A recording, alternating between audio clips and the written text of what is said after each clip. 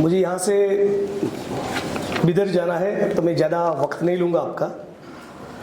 मंच पर उपस्थित सभी सम्माननीय साथी, सभी साथियों का नाम न ले पाऊँ तो माफ़ करिएगा, सभी मूवमेंट के ही साथी हैं, और आप तमाम बहनें, माताएं, बुजुर्ग और युवा साथी।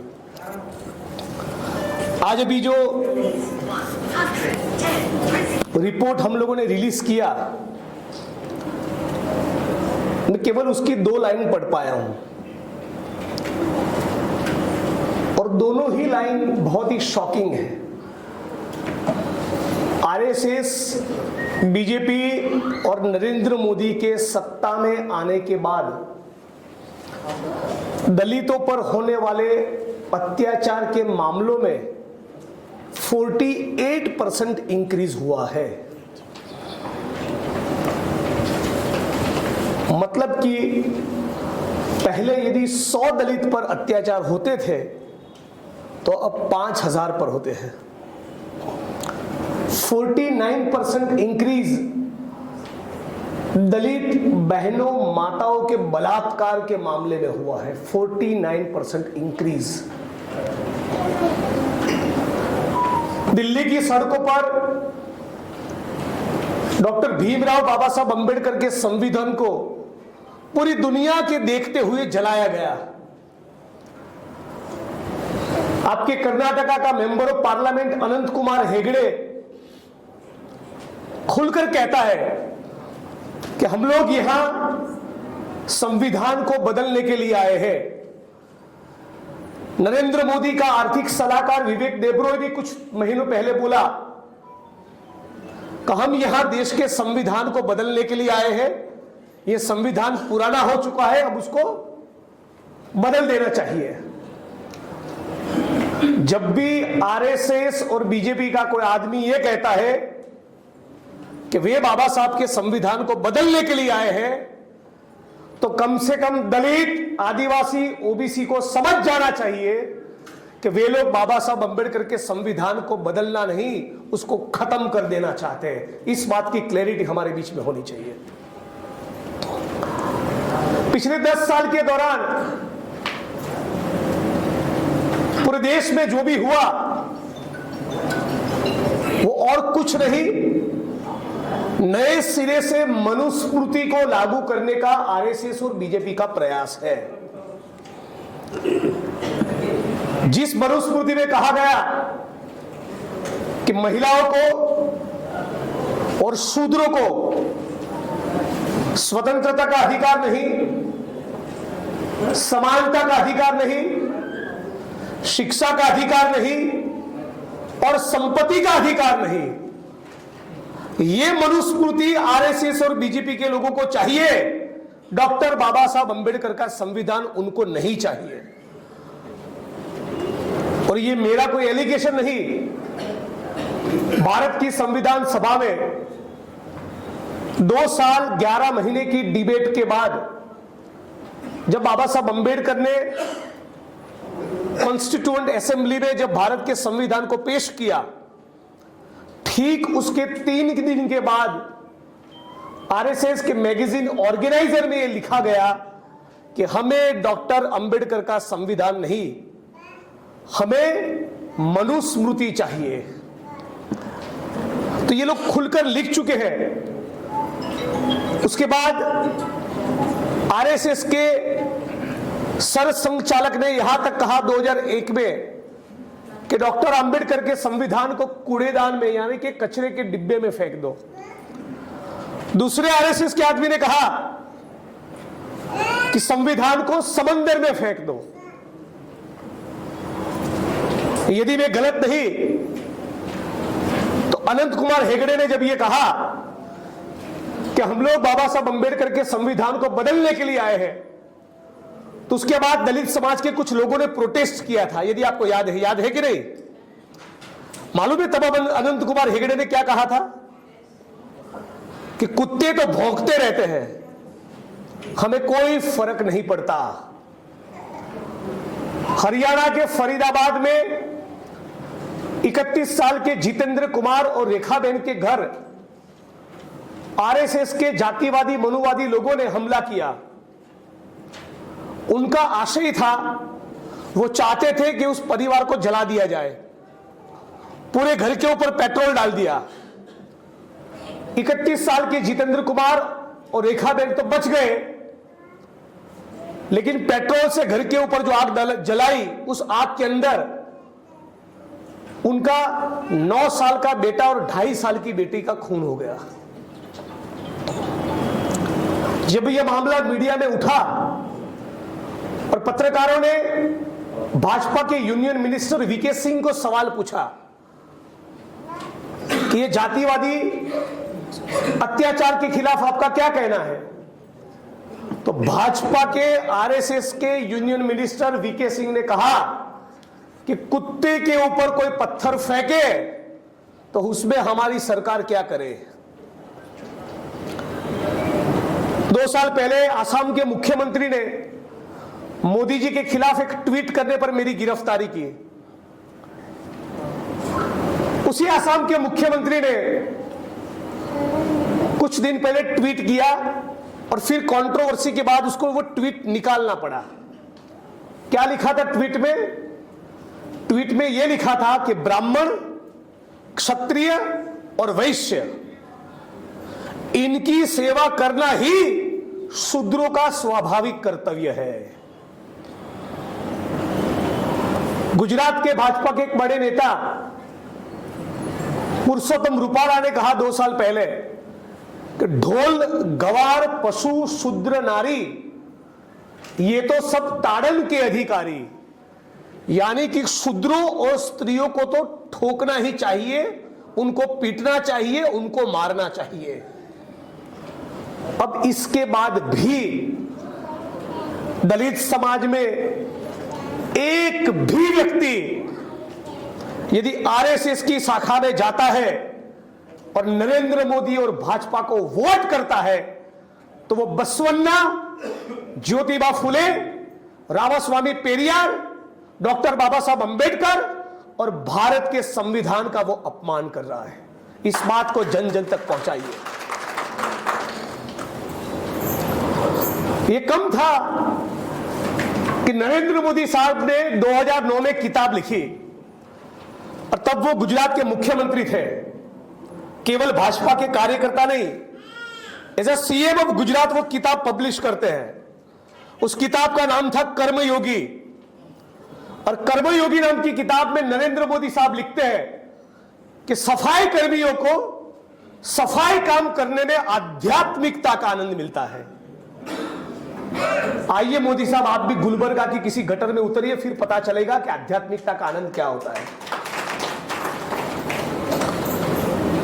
जब इतनी गलीच, गंदी, जातिवादी, मनुवादी सोच वाले लोग, ये आरएसएस और भाजपा के लोग जब सत्ता के सर्वोच्च स्थान पर बैठे हो, तो इस देश के दलितों को, आदिवासियों को, मुसलमानों को, क्रिश्चियन को, ओबीसी को, डीएनटीस को केवल और केवल ये लोग गुलाम बनाना चाहते हैं। जाति व्यवस्था के खिलाफ सबसे पहला इंकलाब भारत भूमि में किसी ने किया? एक प्रचंड विद्रोह किया, सबसे बड़ा विद्रोह, सबसे बड़ा आंदोलन। उस शख्सियत का नाम है गौतम बुद्ध। और गौतम बुद्ध की विचारधारा पूरे साउथ एशिया में फैली, न केवल भारत में, पूरी दुनिया में धीरे धीरे करके उनकी विचारधारा फैली। हमारे गुजरात के जूनागढ़ जिले से लेकर ओडिशा तक सम्राट अशोक का शासन हुआ करता था। बुद्ध के विहार बने, बुद्ध के भिक्षुक बने, बुद्ध का साहित्य तैयार हुआ। इन तमाम चीजों को डॉक्टर बाबा साहब अंबेडकर का स्टडी ये कहता है, इन तमाम चीजों को सिस्टमेटिकली एक साजिश के तहत मनुवादी ब्राह्मणिकल फोर्सेस ने दोबारा एक होकर बुद्ध के विहारों को खत्म किया, बुद्ध के भिक्षुकों को खत्म किया, बुद्ध का साहित्य खत्म किया। और इस षड्यंत्र को डॉक्टर बाबा साहब अंबेडकर ने प्रतिक्रांति कहा है। Counter revolution. जाति व्यवस्था के खिलाफ जो गौतम बुद्ध कर रहे थे वो थी क्रांति, मानवता की क्रांति, समानता की क्रांति। लेकिन उस क्रांति को उल्टा करने के लिए मनुवादी लोग जो दोबारा एकत्रित हुए और उन्होंने बुद्ध के साहित्य को खत्म किया, बुद्ध के विहार को खत्म किया, हजारों की तादाद में बुद्धिस्ट भिक्षुकों का कत्लेआम किया। इस साजिश को डॉक्टर बाबा साहब अंबेडकर ने काउंटर रेवोल्यूशन यानी कि प्रतिक्रांति कहा है। क्या कहा है? प्रतिक्रांति। इस प्रतिक्रांति के खिलाफ एक नई मूवमेंट खड़ी होती है कर्नाटका की धरती में और उसका नेतृत्व करते हैं बसवन्ना। पूरे भारत में एक भक्ति मूवमेंट हुई, सूफी संतों की परंपरा खड़ी हुई। संत ज्ञानदेव महाराष्ट्र में, नामदेव, तुकाराम, गुजरात में नरसिंह मेहता, राजस्थान में मीराबाई, उत्तर प्रदेश में रविदास, संत कबीर। ये भक्ति आंदोलन और सूफी संतों का प्रगतिशील विचार, उनके लिबरल आइडियाज, उनकी समानता की बात, उनकी मानवता की बात पूरे भारत में फैली और जाति व्यवस्था के खिलाफ एक नए सिरे से एक जबरदस्त आंदोलन खड़ा हुआ। तो जाति व्यवस्था के खिलाफ बुद्ध कर रहे थे क्रांति, उस क्रांति को खत्म करने का काम किया मनुवादी लोगों ने, उसको बाबा साहब ने कहा प्रतिक्रांति। यह प्रतिक्रांति के खिलाफ दोबारा क्रांति हुई। ज्ञानदेव, नामदेव, तुकाराम, नरसिंह मेहता, संत रविदास, कबीर, इनके द्वारा। लेकिन ये सारी सामाजिक, सांस्कृतिक और आध्यात्मिक मूवमेंट थी।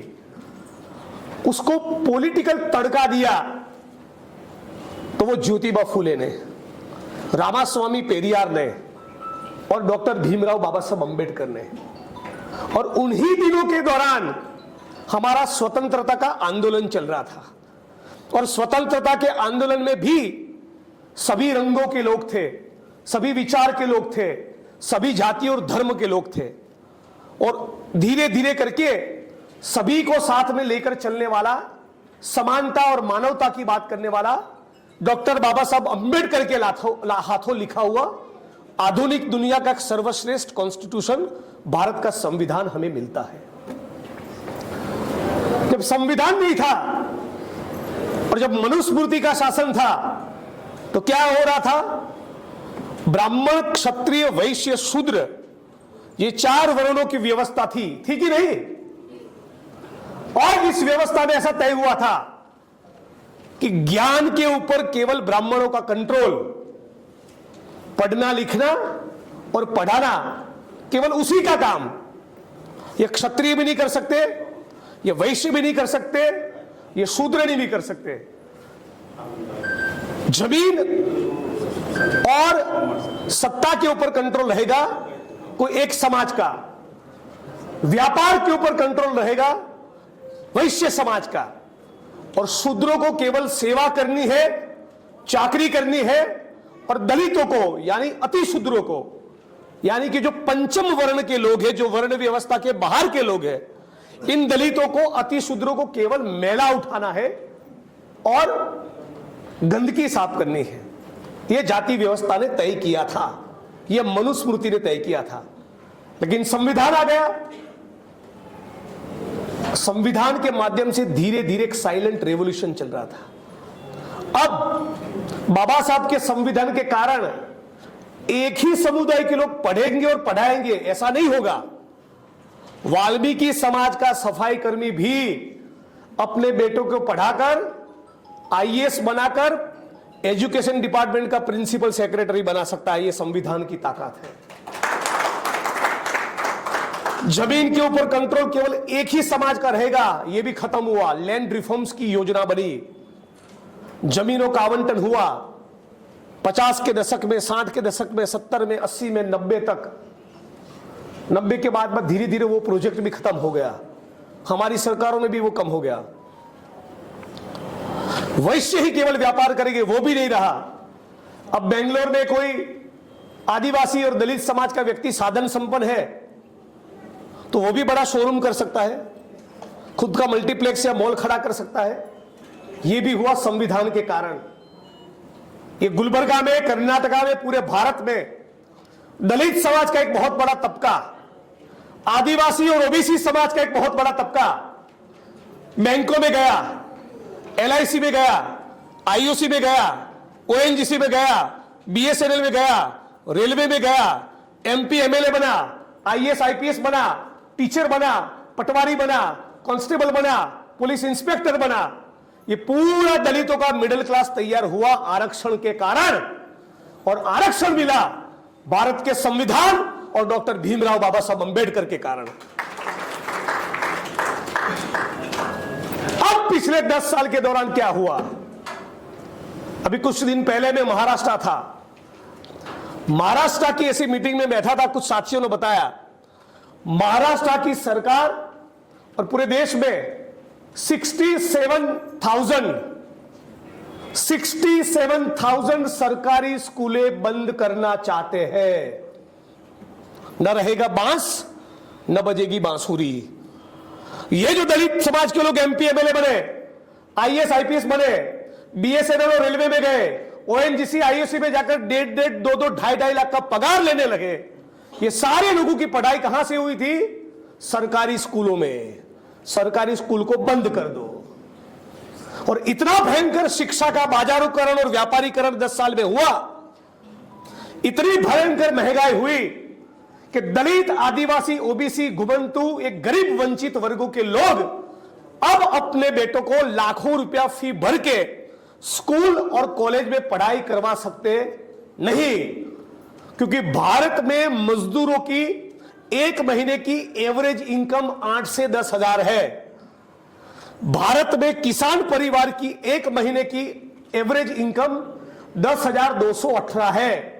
आपका पेट्रोल, डीजल, किराया, बस का, रेलवे का भाड़ा, दवाइयां, अस्पताल के बिल, स्कूल, शिक्षा, तुअर दाल, तेल का डिब्बा, गैस का सिलेंडर, भयंकर महंगाई, और उसमें बड़ी बड़ी एजुकेशनल इंस्टीट्यूट की तगड़ी फी।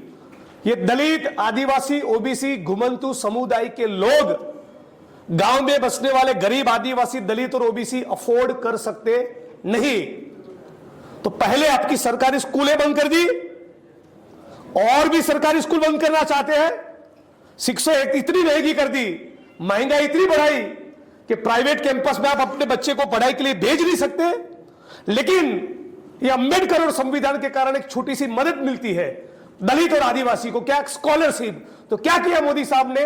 51 लाख आदिवासी और दलितों की स्कॉलरशिप 3 साल तक ब्लॉक कर दी, रोक के रख दी।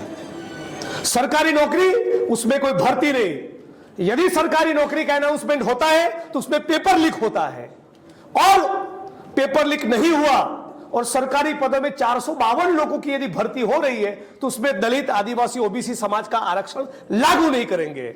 बीएसएनएल को बेच दो, रेलवे को बेच दो, एयर इंडिया को बेच दो, न रहेगा बांस, न बजेगी बांसुरी। जब प्राइवेटाइजेशन हो जाएगा, वो सरकारी यूनिट रहेगा ही नहीं, तो उसमें आरक्षण को लागू करने की बात होती नहीं। और जब आरक्षण नहीं है तो फिर आपका बेटा या बेटी न बीएसएनएल में जाएगा, न रेलवे में जाएगा, न आईएएस बनेगा, न आईपीएस बनेगा।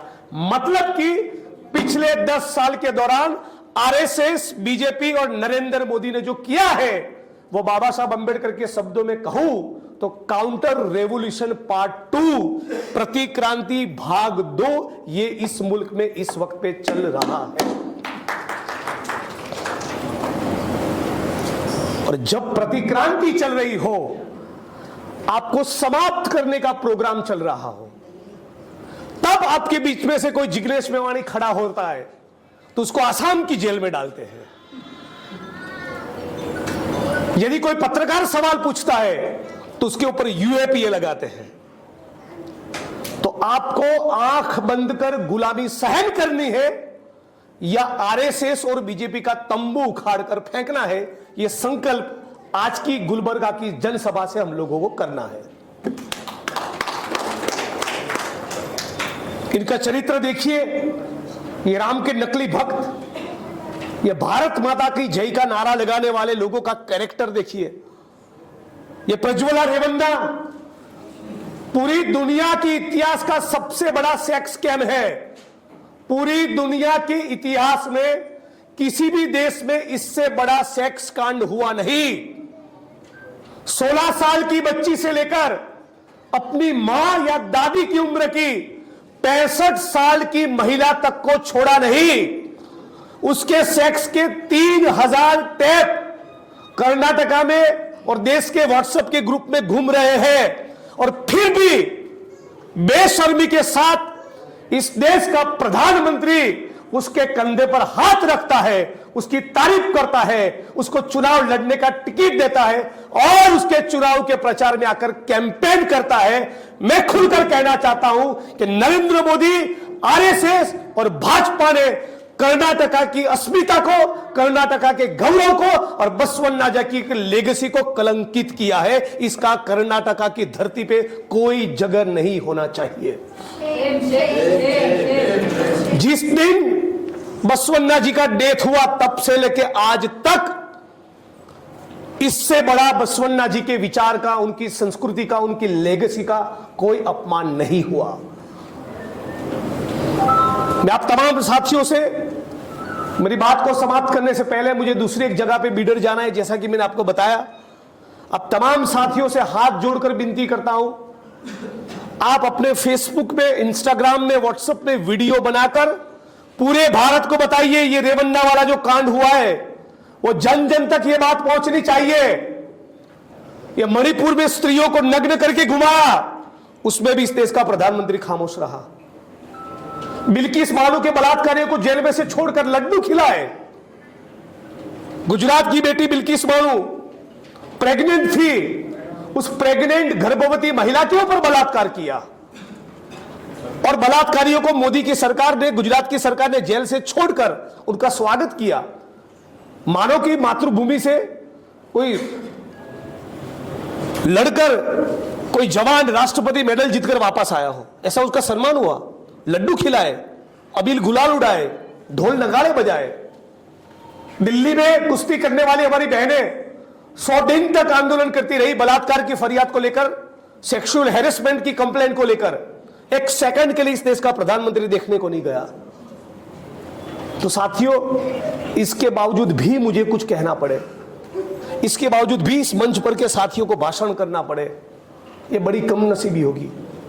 पिछले 10 साल में भारत के इतिहास में नहीं हुआ ऐसी चीजें हमने देखी है।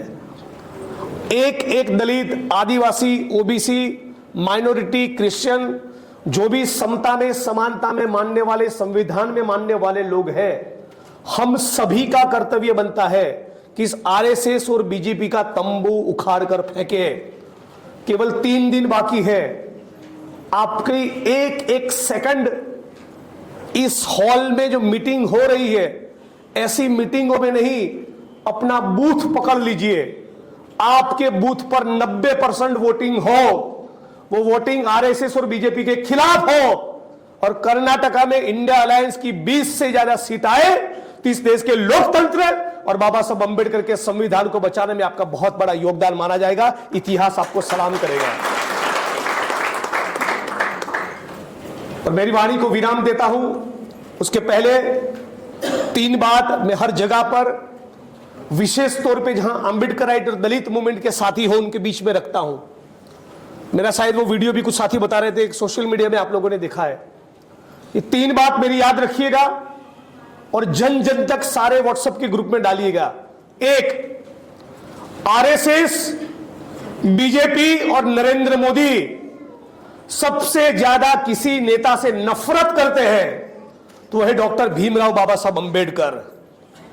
2, आरएसएस, बीजेपी और नरेंद्र मोदी सबसे ज्यादा किसी किताब से नफरत करते हैं, वो है भारत का संविधान। और 3, आरएसएस, बीजेपी और नरेंद्र मोदी सबसे ज्यादा किसी योजना से नफरत करते हैं, वो है आदिवासी, ओबीसी और दलितों को मिलने वाला आरक्षण। ये लोग घोर आरक्षण विरोधी है, अंबेडकर विरोधी है और संविधान विरोधी है। ये भारत भूमि के सबसे बड़े गद्दार है। ये 52 साल तक तिरंगा नहीं लहराए, जनगण मन नहीं गाए, तीन रंगों के तिरंगों को मनहूस कहा, स्वतंत्रता के आंदोलन में हिस्सा नहीं लिया, अंग्रेजों की चापलूसी की, अंग्रेजों के माफीनामे लिखे, इन गद्दारों का इस देश में कोई जगह नहीं होना चाहिए। इन्हीं शब्दों के साथ मेरी वाणी को विराम देता हूं। अब तमाम लोग आए, यहां उपस्थित रहे, इसलिए तमाम लोगों को शुक्रिया। जय भीम, जय भारत, इंकलाब जिंदाबाद। लड़ेंगे और जीतेंगे। अब तमाम साथी चुनाव के शाम तक मतदान वोटिंग पूरा होने तब तक अपना अपना बूथ पकड़कर मानो आप खुद चुनाव लड़ रहे हो, उस प्रकार से मैक्सिमम वोटिंग बीजेपी के खिलाफ कराएंगे। उसी उम्मीद के साथ, उसी आशा के साथ आपके बीच से मैं विदाई लेता हूं। जय भीम, जय भारत।